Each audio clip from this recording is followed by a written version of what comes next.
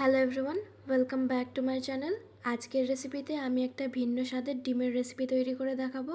তার জন্য সবার প্রথমে আমি একটা মশলা রেডি করে নেব। নিয়ে নিয়েছি পেঁয়াজ, আদা আর লঙ্কা। এবারে এই সমস্ত উপকরণকে একটা ফাইন পেস্ট রেডি করে নেব। অন্যদিকে আমি দুটো ডিম নিয়ে নিয়েছি। এখানে আপনারা চাইলে ডিমের পরিমাণটা কম বেশি করতে পারেন। এবারে এই ডিম দুটোকে ফাটিয়ে ভালো করে ব্লেন্ড করে নেব। ভালো করে ব্লেন্ড করা হয়ে গেলে এবারে সামান্য পরিমাণে নুন দিয়ে দেবো এর মধ্যে। দেন আবারও কিছুক্ষণ ব্লেন্ড করে নেব। এবারে আমরা এই ডিমটাকে ভেজে নেব। কড়াই দিয়ে দিয়েছি বেশ কিছুটা পরিমাণে সাদা তেল। তেলটা গরম হয়ে আসলে আমি ডিমটাকে এর মধ্যে দিয়ে ভালো করে ভেজে নেব। আমার ভিডিওগুলো যদি তোমাদের কাছে ভালো লেগে থাকে আমার চ্যানেলকে সাবস্ক্রাইব করে পাশে থাকবেন আর বেল আইকনটাকেও ক্লিক করে দেবেন। এতে করে সরাসরি আমার নতুন ভিডিওগুলো তোমাদের কাছে পৌঁছে যাবে। এই পর্যায়ে দেখো আমার ডিমটা প্রায় ভাজা হয়ে গেছে। এবারে আমি এগুলোকে পিস পিস করে কেটে নেব।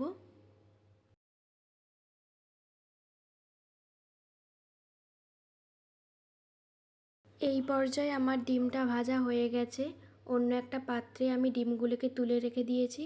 এবার ওই একই কড়াইয়ের মধ্যে সামান্য পরিমাণে সরষের তেল দিয়ে দেবো। আমি যেহেতু খুব একটা তেল খাওয়া পছন্দ করি না, তাই আজকের রেসিপিটা আমি এইটুকু তেলেই তৈরি করে দেখাবো। এবারে ওই তেলের মধ্যে আমি অ্যাড করে দিয়েছি সামান্য পরিমাণে ঘি। এবারে তেলটা গরম হয়ে আসলে আমি এর মধ্যে অ্যাড করে দিচ্ছি পেঁয়াজ। এই পর্যায়ে পেঁয়াজটা যতক্ষণ না গোল্ডেন ব্রাউন কালার হয়ে আসছে ততক্ষণ একটু ভেজে নিতে হবে। তারপর পেঁয়াজটা ভাজা হয়ে গেলে তুলে রেখে দিতে হবে। এবারে ওই একই তেলে আমি সামান্য পরিমাণে গোটা গরম মশলা ফোড়নে দিয়ে দিয়েছি। এবারে ফোড়নটা হয়ে আসলে আমি প্রথমে যে মশলার পেস্টটা রেডি করেছিলাম সেই মশলাটা আমি এর মধ্যে দিয়ে ভালো করে কষিয়ে নেব যতক্ষণ না এর কাঁচা গন্ধটা বেরিয়ে যাচ্ছে। আর অন্য একটা পাত্রে আমি বেশ কিছুটা টক দই নিয়ে নিয়েছি, যেটাকে খুব ভালো করে ব্লেন্ড করে নিয়েছি। এই পর্যায়ে আমার মশলাটা প্রায় হয়ে গেছে। এবারে যে টক দইটা আমি রেডি করেছিলাম সেটা আমি এর মধ্যে দিয়ে ভালো করে একটু নাড়াচাড়া করে নিচ্ছি, যাতে করে মশলাটার সাথে এই টক দইটা খুব ভালো করে মিশে যায়। সামান্য নাড়াচাড়া করে নেওয়ার পরে আমি এটাকে ছেড়ে দেবো ফোটানোর জন্য। যখন দেখব হালকা ফুটতে শুরু হয়ে গেছে তখন মশলাটার সাথে আরেকটু কষিয়ে নিয়ে আমি এর মধ্যে সামান্য পরিমাণে জল অ্যাড করে দিচ্ছি। এই রান্নাটায় আমি খুব একটা বেশি ঝোল তৈরি করব না, কারণ এটা একটু কষা কষা রান্না করলে কিন্তু এর স্বাদটা ভালো আসে। তাই তোমরা পরিমাণ বুঝেই কিন্তু জল অ্যাড করবে। এবারে জল দেওয়ার পরে আমি সামান্য পরিমাণে নুন দিয়ে আমি এটাকে ফুটতে দিয়ে দেবো। মোটামুটি যখন ঝোলটা ফুটে এসেছে তখন আমি একে একে সমস্ত ডিমের পিসগুলোকে এর মধ্যে ছেড়ে দিচ্ছি।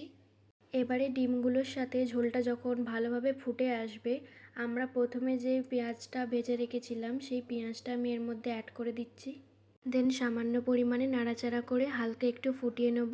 এতে করে পেঁয়াজের যে ফ্লেভারটা এটার মধ্যে ইকুয়ালি চলে আসবে। এই পর্যায়ে আমাদের রেসিপিটা কিন্তু প্রায় হয়ে এসেছে। এবার নামানোর আগে আমি এখানে 3টে কাঁচা লঙ্কা দিয়ে নামিয়ে নিলেই কিন্তু রেডি। আজকের এই রেসিপিটা তোমাদের কাছে কেমন লাগলো আমাকে কিন্তু কমেন্ট করতে একদম ভুলবে না। আর ভিডিওটা দেখতে দেখতে অবশ্যই একটা লাইক, কমেন্ট, শেয়ার করে দেবেন।